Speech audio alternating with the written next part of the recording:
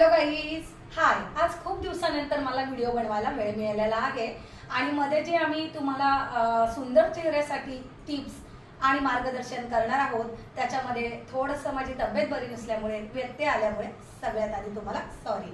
तर आज मी तुम्हाला जी माहिती देणार आहे ते पावसाळ्यामध्ये चेहऱ्याची काळजी कशी घ्यावी. तर पावसाळ्यामध्ये चेहऱ्याची काळजी कशी घ्यायची ही मी तुम्हाला सांगते आहे. पावसाळ्यामध्ये सगळ्यात पहिले जेव्हा आपण पावसातनं जाऊन येतो त्यावेळेला चेहऱ्याला क्लिन्झिंग केलं गेलं पाहिजे. क्लिन्झिंग, स्क्रबिंग आणि मॉइश्चरायझिंग म्हणजेच एक छोटंसं क्लीनअप आपल्या चेहऱ्याला 15 दिवसातून एकदा दिलं पाहिजे. आणखीन चेहरा सुंदर कसा दिसावा तर चेहऱ्यासाठी मॉइश्चरायझिंग हे गरजेचं असतं आणि चेहऱ्याला आपण एक चांगल्या उत्तम प्रतीचं मॉइश्चरायझिंग करणं फारच महत्त्वाचं आहे.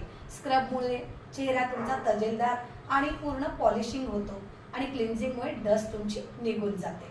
काहींचा असा गैरसमज असतो की पावसाळ्यात